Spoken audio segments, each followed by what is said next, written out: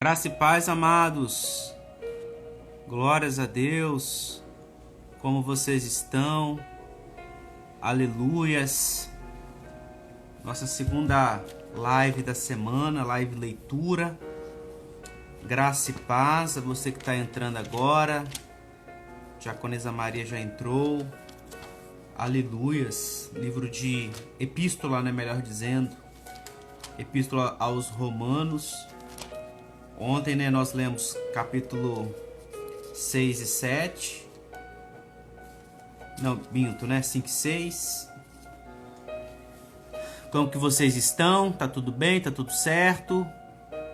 Quero desejar uma boa noite a todos. Né, que a graça e a paz do Senhor Jesus possa exceder os nossos corações. Amém? Amados, sem delongas, vamos pegando nossas Bíblias. Hoje nós vamos estar lendo o capítulo 7 e o capítulo 8.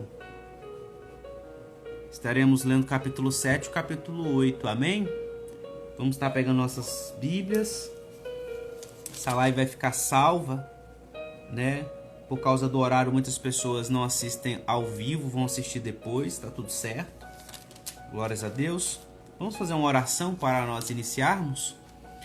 Senhor nosso Deus e amado Pai, nesta hora nós oramos a Ti na autoridade do nome do Senhor Jesus. Nós queremos colocar as nossas vidas na Tua presença, queremos solicitar o Teu perdão, a libertação, a Tua graça. E queremos solicitar nesta hora a Tua presença. Em nome do Senhor Jesus, esteja conosco. Em nome do Senhor Jesus, ó Pai, derrama das Tuas bênçãos, da Tua graça, da Tua glória sobre nossas vidas. Nós Te louvamos, nós Te bendizemos e assim nós agradecemos a Ti por tudo. E pedimos, Pai, que Teu Espírito Santo possa nos inspirar, trazendo revelação, trazendo sabedoria, trazendo ciência, trazendo entendimento aos nossos corações. É o que nós oramos pedindo, Pai, para o início dessa live, em nome do Senhor Jesus. Amém. Amém? Glórias a Deus. Aleluias. Amados, vamos então estar lendo nessa hora o capítulo 7. Amém? Epístola, né? A primeira epístola, né? Escrita na ordem, né? Epístola do apóstolo Paulo, capítulo 7. Amém? Nos diz assim: porventura ignorais, irmãos, pois falo aos que conhecem a lei, que a lei tem domínio sobre o homem toda a sua vida? Ora, a mulher casada está ligada pela lei ao marido, enquanto ele vive. Mas se o mesmo morrer, desobrigada ficará da lei conjugal, de sorte que será considerada adúltera se, vivendo ainda o marido, unir-se com outro homem. Porém, se morrer o marido, estará livre da lei e não será adúltera se contrair novas núpcias. Assim, meus irmãos, também vós morrestes relativamente à lei, por meio do corpo de Cristo, para pertencerdes ao outro, a saber, aquele que ressuscitou dentre os mortos, a fim de que frutifiquemos para Deus. Porque, quando vivíamos segundo a carne, as paixões pecaminosas postas em realce pela lei operavam em nossos membros a fim de frutificarem para a morte. Agora, porém, libertados da lei, estamos mortos para aquilo a que estávamos sujeitos, de modo que servimos em novidade de espírito e não na caducidade da letra. Que diremos, pois? É a lei pecado? De modo nenhum. Mas eu não teria conhecido o pecado, senão por intermédio da lei. Pois não teria eu conhecido a cobiça, se a lei não dissera, não cobiçarás. Mas o pecado, tomando ocasião pelo mandamento, despertou em mim toda sorte de concupiscência, porque sem lei está morto o pecado. Outrora, sem a lei eu vivia, mas sobrevindo o preceito, reviveu o pecado e eu morri.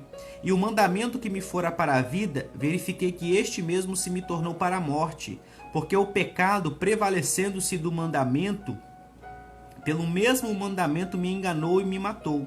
Por conseguinte, a lei é santa, e o mandamento santo e justo e bom. Acaso o bom se me tornou em morte? De modo nenhum, pelo contrário. O pecado, para revelar-se como pecado, por meio de uma coisa boa, causou-me a morte. a fim de que pelo mandamento se mostrasse sobremaneira maligno. Porque bem sabemos que a lei é espiritual. Eu, todavia, sou carnal, vendido à escravidão do pecado. Porque nem mesmo compreendo o meu próprio modo de agir, pois não faço o que prefiro, e sim o que detesto. Ora, se faço o que não quero, consinto com a lei que é boa. Neste caso, quem faz isso já não sou eu, mas o pecado que habita em mim. Porque eu sei que em mim, isto é, na minha carne, não habita nenhum bem, pois o querer o bem está em mim, não porém o efetuá-lo. Porque não faço o bem que prefiro, mas o mal que não quero, esse faço. Mas se eu faço o que não quero, já não sou eu quem o faz, e sim o pecado que habita em mim. Então, ao querer fazer o bem, encontro a lei de que o mal reside em mim. Porque no tocante ao homem interior, tenho prazer na lei de Deus, mas vejo nos meus membros outra lei que, guerreando contra a lei da minha mente, me faz prisioneiro da lei do pecado que está nos meus membros. Desventurado homem que sou, ou outras traduções, miserável homem que sou. Quem me livrará do corpo desta morte? Graças a Deus por Jesus Cristo nosso Senhor, de maneira que eu de mim mesmo com a mente sou escravo da lei de Deus, mas segundo a carne da lei do pecado. Amém? Então, o versículo 1, ele começa a dizer, né, que nós não podemos, isso se trata aqui de um princípio espiritual. É uma lei espiritual. Que lei é essa? Que a lei, ela tem domínio sobre a vida do homem em todo o tempo da sua vida. O que eu já queria aqui deixar claro? Nós que somos herdeiros da salvação, porque salvação é um processo, né? Ela não é acabada, ela é um processo diário, contínuo, é um processo inacabado até a volta do Senhor Jesus. O que nós não podemos aqui ignorar? Que quem é herdeiro da salvação está na graça. Quem não aceitou ainda o Senhor Jesus, não entrou nesse tempo, nesse processo de santificação, que não está na graça, ele está na lei, tá certo? Porque nós não podemos deixar algo automático na nossa mente como assim, olha, a lei já foi abolida. Não. Ela foi abolida pelo Senhor Jesus. Ok, por quê? Porque Jesus, o Senhor Jesus, ele era, foi e é perfeito. Ele cumpriu ela. Então, para ele, ela está abolida. Ok. Para quem aceita ele, nós que estamos nesse processo, ok. Enquanto nós estivermos nesse processo, ela está momentaneamente abolida para nós. Mas a partir do momento que eu me afastar, essa lei, com todo o seu rigor, com todo o seu juízo, ela volta a estar por mim. Ou, dito de outro modo, vamos resumir aqui para deixar claro. Não é todo mundo que está na graça. Está na graça quem aceitou o Senhor Jesus. Quem não aceitou o Senhor Jesus e anda segundo a sua vontade, segundo a sua carne, ele está na lei. Ele continua na lei. Por quê? Porque ele não foi salvo. Ele não está salvo. Ele não está no processo. Então ele está debaixo da lei. Tá certo? Então, na verdade, a exceção daqueles que aceitaram o Senhor Jesus, que esses sim estão na graça, eu e você que está me assistindo, do restante todo mundo está debaixo da lei. Por quê? É a lei que vai ser usada para julgar todo ser humano. Todo ser humano que não aceitou Jesus e que não recebeu então a graça, que é esse favor imerecido, que é sem mérito e sem custo, então, se essa pessoa não está debaixo da graça, ela está debaixo da lei, ela vai ser condenada, tá certo? Então, essa primeira observação que nós temos que fazer. Toda a humanidade, ela vai comparecer perante Deus para juízo. Quem aceitou a Jesus e morreu com ele, não vai ser julgado para condenação. Tem um outro julgamento, que é o julgamento das nossas obras, né? Inclusive para nós sermos recompensados por elas, tá? Que é o tribunal de Cristo, que é uma outra coisa. Agora, todas as pessoas que não aceitaram a Jesus e que já morreram ou que estarão vivas nesse momento, mas, ou seja, que conforme lá Apocalipse capítulo 20 vão aparecer perante o grande trono branco de Deus, o trono do juízo, vai ser a lei que vai ser a regra de julgamento, tá certo? Então isso que nós temos que ter cuidado, ela não é automaticamente abolida não. Ela não tem força sobre nós que estamos salvos. Agora, quem não é salvo, a lei tem força sobre essa pessoa.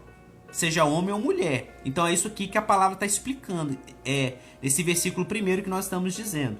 E aí ele quer dizer o seguinte, olha, agora nós que morremos com Cristo, aí sim, quando nós morremos com Cristo, aí a lei ela morreu para nós, tá certo? Mas lembrando que a salvação ela é um processo. Hoje é quinta-feira, hoje eu estou na presença de Deus, mas se amanhã sexta-feira eu me desviar, eu saio da graça e eu estou agora debaixo da lei. Se eu renunciar ao Senhor Jesus, se eu me afastar dos caminhos dele, tá certo? Então esse é o primeiro ponto. A outra coisa aqui que ele está explicando aqui, o apóstolo Paulo explica para a igreja, que nós vemos aqui, olha, versículo 7. Que diremos, pois, é a lei pecado? De modo nenhum, mas eu não teria conhecido o pecado, senão por intermédio da lei, pois não teria eu conhecido a cobiça, se a lei não dissera, não cobiçarás. Então é a segunda coisa também que nós já explicamos em outras lives, que qual é a função da lei? Ela é uma função de denúncia. Ela é uma denunciante, ela denuncia a nossa natureza. A mesma coisa que o nosso Código Penal. Olha, se você matar, né, você vai estar sendo condenado a uma pena lá de 6 a 20 anos, por exemplo. Um homicídio simples. Então, você sabe que você não pode matar, por quê? Porque tem um Código Penal dizendo que você não pode matar. Tá certo? Se não existisse, como que ficaria? Então, essa que é a função da lei. Então, quando ela fala que nós não podemos roubar, não podemos matar, não podemos desejar coisa dos outros, isso tudo é a função da lei. Isso tudo é a lei fazendo isso em nós. Amém? Aqui, para encerrar esse capítulo, que é algo assim, que é algo uma das coisas mais poderosas que tem, não apenas nesse capítulo, mas em todo o Novo Testamento, é quando ele está explicando a guerra interior que existe dentro de nós. Então ele fala o seguinte, olha, na minha mente, eu tenho consciência de que eu não posso fazer as coisas erradas.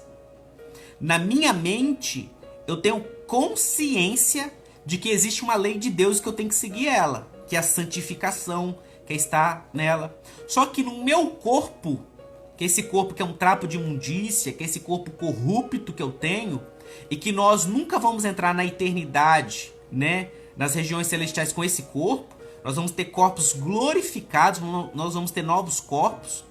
Então, no nosso corpo existe uma outra lei, que é a lei do pecado. Tá bom? Então, por exemplo, a questão da cobiça, né? A imoralidade sexual, o adultério, e etc, etc, etc. Então, o que acontece? Você, na sua mente, no seu espírito, você sabe que existe uma lei de Deus que impõe a você uma vida de santificação diante dele, uma caminhada com ele. Porém, no seu corpo, a sua carne te leva a fazer coisas erradas. Então, existe um conflito ali. Você sabe o que é o bem e você quer fazer o bem, só que você não consegue. E o mal que você não quer fazer, aí esse você faz. Então você conhece o que é o bem. E você conhece o bem, você quer fazer o bem, porém você não consegue de fato fazê-lo. O mal, você também conhece ele, você não quer fazer ele, mas você faz. Porque existe, né, essa luta.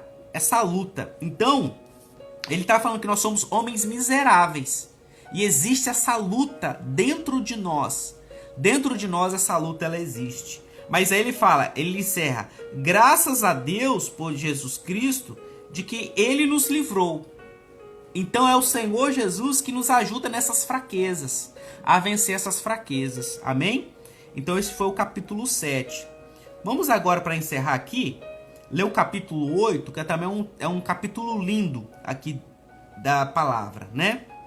Diz assim, começa assim. Agora, pois, já nenhuma condenação há para os que estão em Cristo Jesus, porque a lei do Espírito da vida em Cristo Jesus te livrou da lei do pecado e da morte.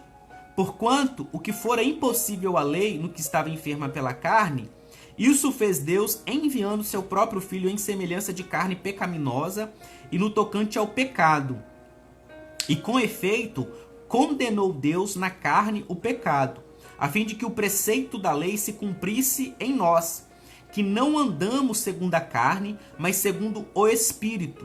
Porque os que se inclinam para a carne cogitam das coisas da carne, mas os que se inclinam para o Espírito, das coisas do Espírito. Porque o pendor da carne dá para a morte, mas o do Espírito para a vida e paz. Por isso o pendor da carne é inimizade contra Deus, pois não está sujeito à lei de Deus, nem mesmo pode estar.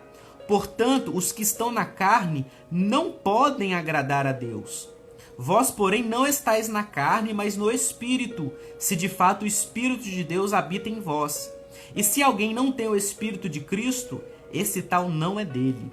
Se, porém, Cristo está em vós, o corpo, na verdade, está morto por causa do pecado, mas o Espírito é vida por causa da justiça. Se habita em vós o Espírito daquele que ressuscitou a Jesus dentre os mortos, esse mesmo que ressuscitou a Cristo Jesus dentre os mortos, vivificará também o vosso corpo mortal por meio do seu Espírito, que em vós habita. Assim, pois, irmãos, somos devedores não à carne, como se constrangidos a viver segundo a carne.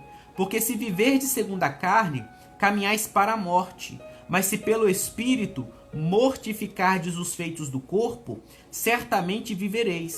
Pois todos os que são guiados pelo Espírito de Deus são filhos de Deus. Porque não recebestes o espírito de escravidão para viverdes outra vez atemorizados, mas recebestes o espírito de adoção, baseados no qual clamamos Abba, Pai. O próprio Espírito testifica com o nosso espírito que somos filhos de Deus. Ora, se somos filhos, somos também herdeiros, herdeiros de Deus e co-herdeiros com Cristo. Se com ele sofremos, também com ele seremos glorificados. Porque para mim, tenho por certo que os sofrimentos do tempo presente não podem ser comparados com a glória a ser revelada em nós. A ardente expectativa da criação aguarda a revelação dos filhos de Deus, pois a criação está sujeita à vaidade, não voluntariamente, mas por causa daquele que a sujeitou, na esperança de que a própria criação será redimida do cativeiro da corrupção, para a liberdade da glória dos filhos de Deus. Porque sabemos que toda a criação a um só tempo geme e suporta angústias até agora. E não somente ela, mas também nós que temos as primícias do Espírito, igualmente gememos no nosso íntimo, aguardando a adoção de filhos, a redenção do nosso corpo. Porque na esperança somos salvos. Ora, esperança que se vê não é esperança, pois o que alguém vê, como esperará? Mas se esperamos o que não vemos, com paciência o aguardamos. Também o Espírito, semelhantemente, nos assiste em nossa fraqueza, porque não sabemos orar como convém, mas o mesmo Espírito intercede por nós sobremaneira, com gemidos inexprimíveis. E aquele que sonda os corações sabe qual é a mente do Espírito, porque segundo a vontade de Deus é que ele intercede pelos santos. Sabemos que todas as coisas cooperam para o bem daqueles que amam a Deus, daqueles que são chamados segundo o seu propósito. Porquanto, aos que de antemão conheceu, também os predestinou para serem conformes à imagem de seu Filho, a fim de que ele seja o primogênito dentre muitos irmãos. E aos que predestinou, a esses também chamou, e aos que chamou, a esses também justificou, e aos que justificou, a esses também glorificou. Que diremos, pois, à vista destas coisas? Se Deus é por nós, quem será contra nós? Aquele que não poupou o seu próprio Filho, antes por todos nós o entregou. Porventura não nos dará graciosamente com ele todas as coisas? Quem intentará acusação contra os eleitos de Deus? É Deus quem os justifica. Quem os condenará? É Cristo Jesus quem morreu, ou antes, quem ressuscitou, o qual está à direita de Deus e também intercede por nós. Quem nos separará do amor de Cristo? Será tribulação, ou angústia, ou perseguição, ou fome, ou nudez, ou perigo, ou espada? Como está escrito: por amor de ti somos entregues à morte o dia todo. Fomos considerados como ovelhas para o matadouro. Em todas estas coisas, porém, somos mais que vencedores por meio daquele que nos amou. Porque eu estou bem certo de que nem a morte, nem a vida, nem os anjos, nem os principados, nem as coisas do presente, nem do porvir, nem os poderes, nem a altura, nem a profundidade, nem qualquer outra criatura poderá separar-nos do amor de Deus que está em Cristo Jesus, nosso Senhor. Aleluias. É poderoso porque o primeiro versículo, ele já está dizendo o seguinte, é uma afirmação universal. Nenhuma condenação há para os que estão em Cristo Jesus. É ponto. Ponto. Nenhuma condenação há para aqueles que estão em Cristo Jesus. Então nós que estamos com o Senhor, que o recebemos, que o aceitamos, não existe condenação contra as nossas vidas. Uma vez que você se arrependeu de quem você era, do seu velho homem, da sua velha criatura, da sua velha natureza, uma vez que você se arrependeu, uma vez que você escolheu, não, agora eu quero mudar de vida, e agora eu quero ser uma nova criatura, eu quero o Senhor Jesus. Então para você a frase é: nenhuma condenação há para os que estão em Cristo Jesus. Então ele já pagou. Não existe não é que não existe condenação. É que o Senhor Jesus, ele foi condenado em nosso lugar. Então esse Cordeiro de Deus, ele foi o nosso substituto. Ele não é nosso representante. Por que ele não nos representa? Porque ele, na verdade, ele é a imagem do Pai.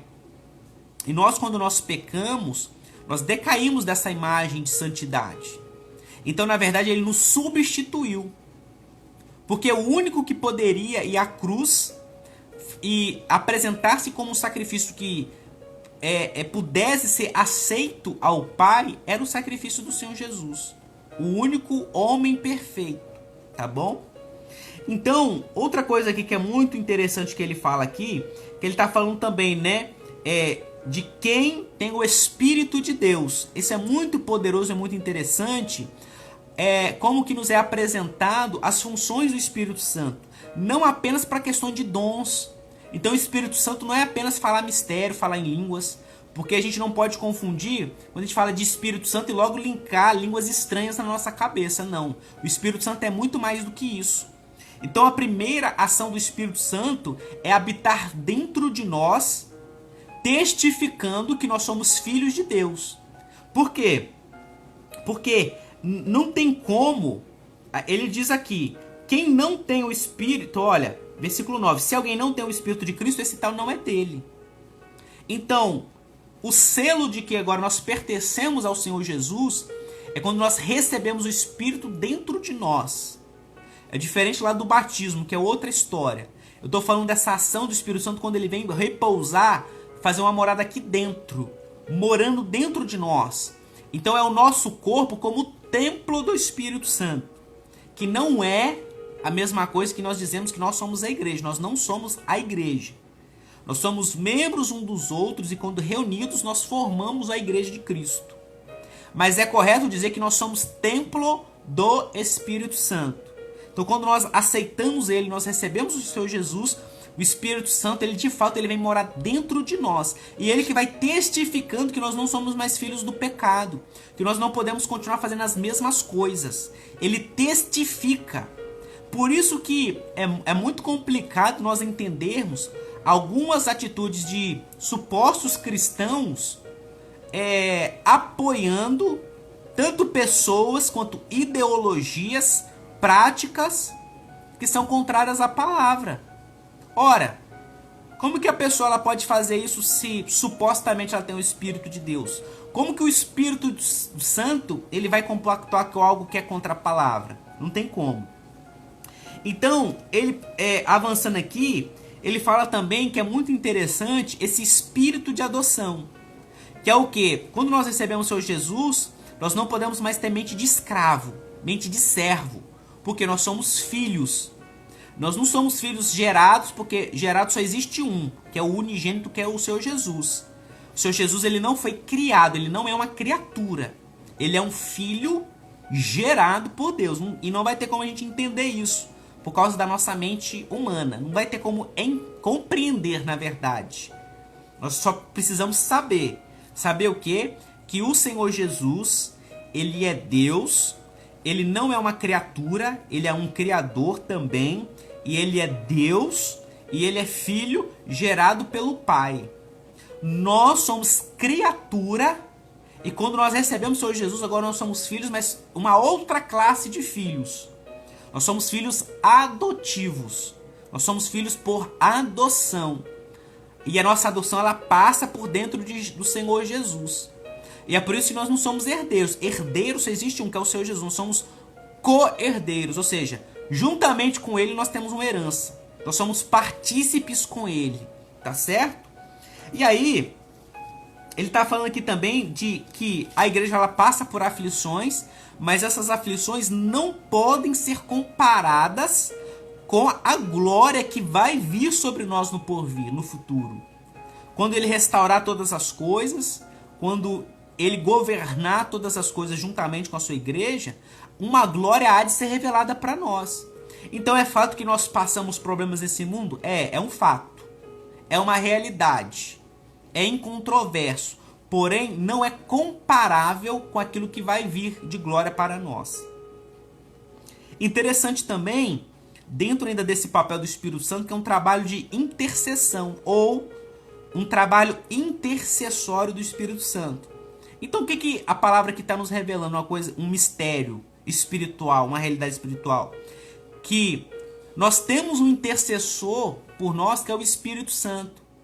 O Espírito Santo, ele intercede por nós, com gemidos inexprimíveis. E ele diz também que nós, às vezes, não sabemos o que nós vamos pedir, qual é a vontade, mas o Espírito Santo, ele intercede pelos santos. E, para finalizar aqui, quando ele quer dizer, né, o que nós vamos dizer de tudo aquilo que Deus tem feito por nossas vidas, porque ele faz uma pergunta. Ora, se Deus é por nós, quem será contra nós? Aquele que nem poupou o seu próprio filho, antes o entregou para as nossas vidas. Como que ele não vai dar todas as coisas para nós? Interessante que ele vai agora colocando várias situações pelo Espírito Santo, o apóstolo Paulo vai nos revelando isso. Ele vai dizendo, né, que nem os anjos, nem o porvir, nem a altura, nem a profundidade, nada. Porque a primeira coisa que aconteceu quando o homem ele foi expulso do jardim do Éden, que representava a presença de Deus, ou seja, o acesso à presença de Deus, ao relacionamento. Então o homem ele perde isso. Eu estou falando aqui de um casal, Adão e Eva. A primeira coisa que o Senhor Deus ele fez foi colocar o mesmo anjo da patente, o mesmo ser espiritual da patente do diabo. O diabo, nós sabemos que a patente dele é de quê? De querubim. E o que a palavra do Senhor diz? Que Deus ele colocou querubins.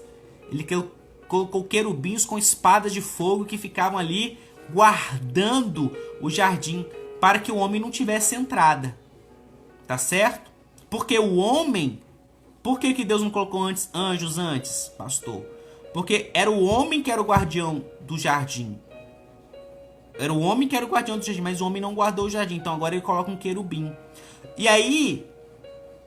Nós que fomos expulsos agora sem a presença de Deus, porém quando o Senhor Jesus agora ele morre, ele devolve esse acesso. O acesso ao amor de Deus, o acesso ao relacionamento, ao encontro com ele. Então, nada vai nos separar do amor de Deus. Então, até aqui, toda essa epístola ela trabalhou com a questão do pecado, da lei, da graça, e agora ela apresentou, olha, mas glórias a Deus por Cristo Jesus. Porque diante de todas essas coisas, não existe mais condenação. Porque o Senhor Jesus ele já removeu essa condenação. E nada vai nos remover, nada vai nos afastar desse amor, nada vai nos impedir desse amor. E o que eu posso acrescentar aqui sem criar uma heresia?